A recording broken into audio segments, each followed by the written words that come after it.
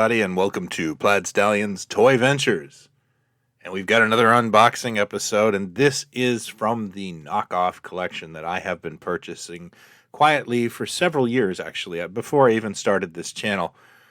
I've been kind of picking at it every 4 to 6 weeks, and this is the way I like to collect. I always like to savor things. I do not have the means to buy this gentleman's collection in one lump sum, and I don't think I would enjoy it as much as the way we're doing it now, where he contacts me and then offers me a variety of things, often to my surprise. I don't know what's truly coming. And I think that's the most important integral part of this, is that I don't know what's coming, and I really, really enjoy that surprise, that element of surprise. I do really like knockoff items. And truth be told, there's always a surprise in this box. And I hope you're enjoying these as well. This is kind of my journey through buying all of this, and I'm really digging sharing with you. So without further ado, let's unbox and see what surprises I have in store for me in February, shall we?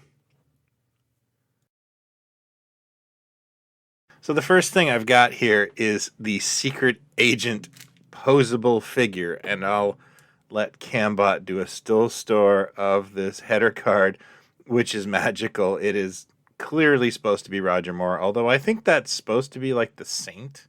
I don't think it's actually a shot of James Bond. I think that's Simon Templar, but I could be wrong. Anyway, that figure's head is definitely something I've seen before. I believe that they still make knockoffs with that head. I've seen it around. It is, your generic guy. I've seen it as a soldier, which makes no sense because he's smiling. I've seen him as a surfer. Now, the clothes were really interesting to me because that is one well-made outfit. Like, I have not seen something like this on a knockoff. There's so much detail. So I asked a few friends if they recognize it, and they believe it's actually from the Gilbert James Bond line from the 1960s. So this thing has been kicking around. I thought it was just a little too well made.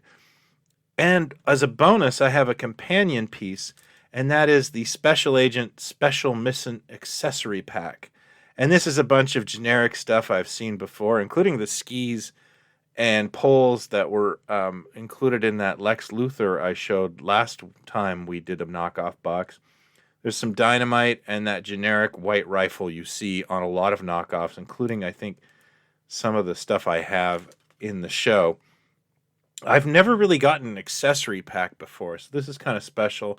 And its connection to the, the Moore Bonds is a lot of fun. I wonder where they swiped this artwork, and I especially love the burst of new on that. It's just so bad. Anyway, this is truly a wonderful item.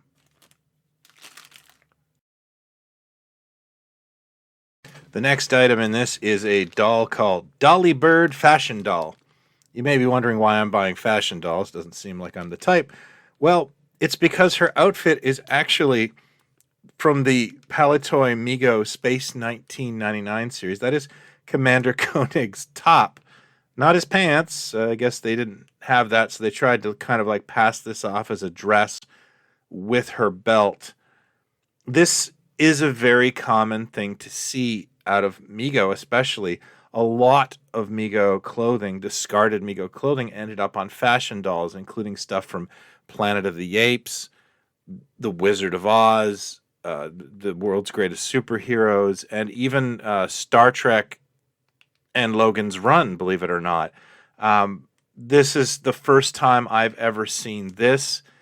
And being a ravenous fan of Space 1999, I had to put this with the other knockoffs I've gotten over the past few months, such as the Starman 1999 and the Pit Stop Pete figure I got. This is just such a wonderful oddity, and I'm really glad I got it.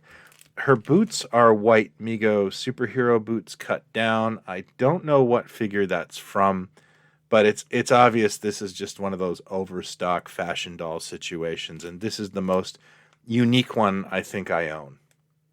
And finally, we have Crime Busters. Now, Crime Busters is something I'm very familiar with, even though I've never seen him before. He is a knockoff I believe this is like the original Fighting Yank head from like the late 1960s. He is on a body. I've had several of these knockoffs from this collection come on. It's kind of unique. He is wearing a discarded Captain Action bodysuit, which, boy, this got around. He is wearing Captain Action boots, which is very popular, and they do say made in Hong Kong at the bottom. Someone asked me. So these are probably like ripped from the Night of Darkness molds. And he is wearing a like white Batman cape. It looks very G-Force. I do apologize for the way these photograph. It is really hard to photograph polybagged figures like this. It's a little frustrating. It's not as easy as taking stuff off the card and photographing it. I love the giant Crime Busters logo they've decided to put together. Like they really made an effort to make a superhero out of this that doesn't really truly exist. Yeah, like this is the joy of collecting knockoff action figures is you discover things that you had no idea. They're not cataloged. These are very fly by night things. A lot of the time these factories would make stuff and stop making that before somebody would, shut them down. So these are kind of things that if you didn't catch them when they were in the stores for the 2 months they were there, they were gone forever. This is really kind of a get in, get out business. And that is why it's kind of the Wild West of action figure collecting. And well, I'm completely hooked. I never expected to be this guy, but I can't wait for the next surprise, and I think that's the joy of this stuff. So that is my latest unboxing. I just wanted to mention again that if you're into this kind of stuff, we do have a new magazine called Toy Ventures, and we do cover knockoffs in every issue. We're a small business, we're just starting up, so if you are interested, I have put the links below to not only our store, but our Facebook page. Also, we have a community for knockoffs. We call it Mego Knockoff Headquarters, and it is the most thriving group on Facebook. It's a lot of fun. All we do is talk about vintage toys and nothing else. That's it for me this week. I really appreciate you checking it out.